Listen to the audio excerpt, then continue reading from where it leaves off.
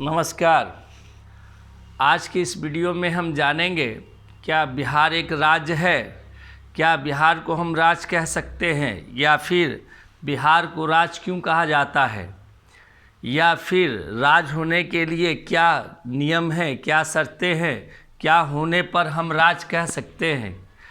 तो इन सारे बातों को समझेंगे। सबसे पहले हम समझते हैं कि राज्य कहते किसे हैं, राज्य कहाँ किसे जा सकता है, राज्य कहलाने के लिए क्या क्या चीज़ें होनी चाहिए। तो आपको हम ये सारी चीज़ें इस वीडियो में बता देंगे। एक्चुअली होता क्या है कि 11-12 के बच्चों को या 9-10 के बच्चों को बिहार राज्य है या नहीं है, या फिर बिहार को राज्य क्यों नहीं कह सकते हैं, या बिहार को राज्य क्यों कहा जाता है, ये सब सवाल लेकर वो हमसे बार बार ये सवाल करते हैं। तो इस सारे सवाल का जवाब आज मैं आपकी इस वीडियो में आपको सामने दे दूंगा। सबसे पहले ये समझते हैं कि राज्य कहेंगे किसे। तो अंतर्राष्ट्रीय राजनीति में, जो अंतर्राष्ट्रीय राजनीति है, जहाँ उस अंतर्राष्ट्रीय राजनीति में राज्य के होने के लिए कुछ शर्त रखे गए हैं।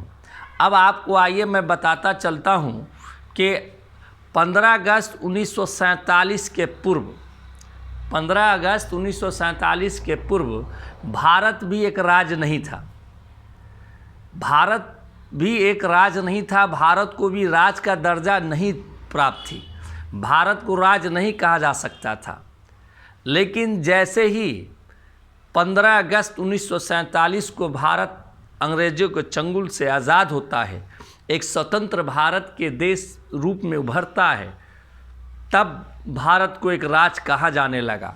अब आप समझ गए होंगे कि ऐसा क्या कारण था कि आज़ादी से पूर्व भारत को हम राज्य नहीं कह सकते थे, भारत को हम राज्य नहीं बोलते थे, और आज़ादी के बाद 15 अगस्त 1947 को जब भारत आज़ाद हुआ और आज़ादी के बाद भारत को राज्य कहा जाने लगा, तो कहीं ना कहीं राज्य के होने के लिए अंतर्राष्ट्रीय राजनीति में कुछ शर्तें हैं, कुछ कंडीशन हैं, जहां पर किसी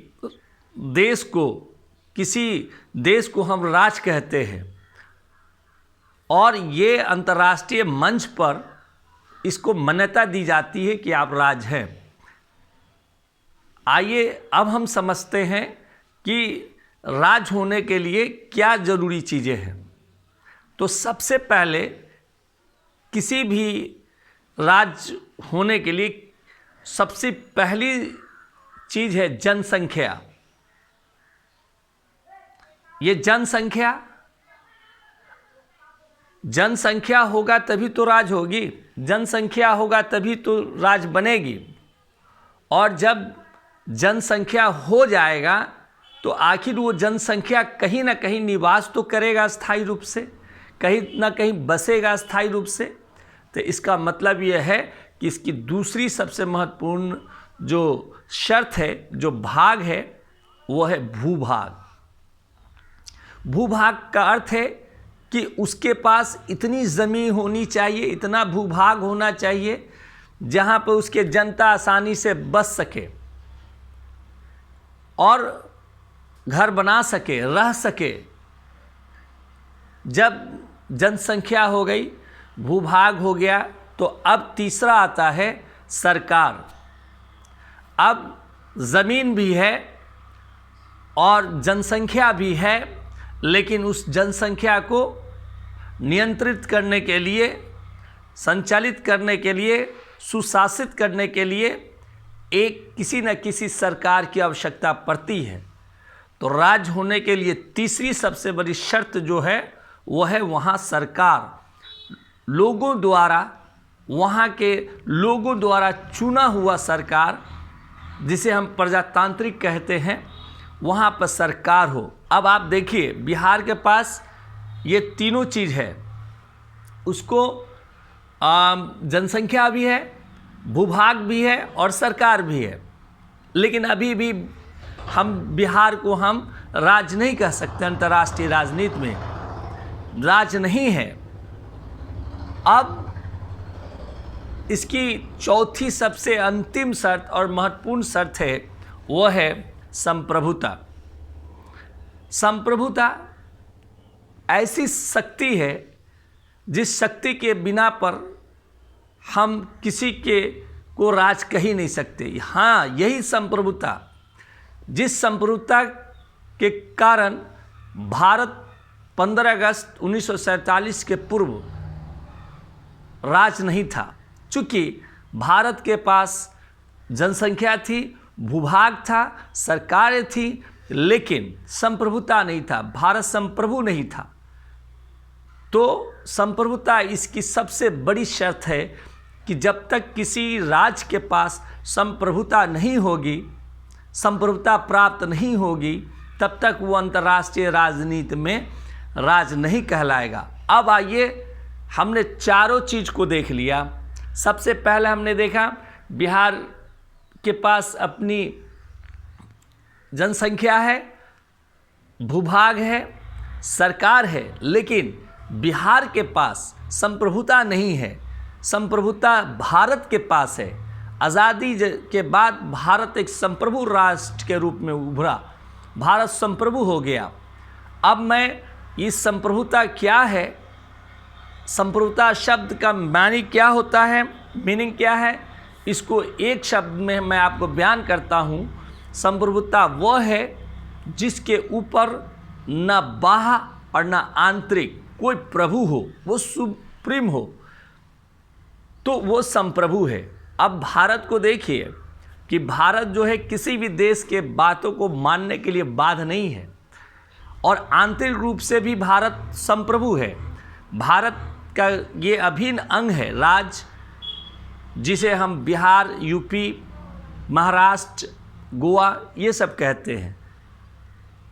संप्रभुता सबसे महत्वपूर्ण और आवश्यक तत्व है राज होने के लिए। बिहार के पास क्या नहीं है, तो संप्रभुता नहीं है, इसलिए हम बिहार को राज नहीं कह सकते हैं। हमारा जो टॉपिक था 9th, 10th, 11th, 12th के बच्चों को ये बतलाना या एक अहम जानकारी देना आपको कि अक्सर लोग बिहार को राज कहते हैं, तो ये कन्फ्यूज़न आप दूर कर लीजिए। बिहार राज नहीं है, फिर भी हम अगर राज कहते हैं तो इसका क्या कारण है? कहीं ना कहीं कोई कारण होगा जिस कारण के तहत हम बिहार को राज कहते हैं। तो जी हाँ, भारत में जब आज़ाद हुआ, भारत जब आज़ाद हुआ और संविधान जब बनी और जब छोटे छोटे देसी रियासतों को मिलाया गया और सबको एक किया गया, तो उस समय इन लोगों को इकाई कहा गया। और संविधान में भी यही बात कही गई है कि ये लोग क्या है, इकाई है, यूनियन का इकाई है ना, ये लोग इकाई है। और संविधान के शब्दों में कहा जाता है कि जो इसके इकाई होंगे, संघ के जो इकाई होंगे, उसी को हम राज कहेंगे। तो इस प्रकार से आज आपने देखा कि बिहार को बोलचाल की भाषा और संवैधानिक भाषा के रूप में हम इसे राज कहेंगे, लेकिन हम इसे अंतर्राष्ट्रीय स्तर पर या राज्य का जो पैमाना है अगर उस पर रखते हैं तो उस पर बिहार को हम राज नहीं कहेंगे। बिहार संघ का एक इकाई है, वो भारत संघ का एक इकाई के रूप में है। उसके पास, बिहार के पास अपनी संप्रभुता नहीं है, और जिसको संप्रभुता प्राप्त नहीं होगी वो राज नहीं कहलाएगा। तो आज आपने देखा कि राज किसे कहते हैं, राज होने के लिए क्या शर्तें हैं। मैं उम्मीद करता हूँ कि आज ये राज का जो टॉपिक था आपको समझ में आया होगा। अगर आप समझ गए होंगे तो इस वीडियो को आप ज़रूर लाइक दें ताकि हमारी भी हौसला अफजाई हो और मैं इसी तरह से आपके समक्ष टॉपिक बाय टॉपिक वीडियो देता रहूँ। जय हिंद।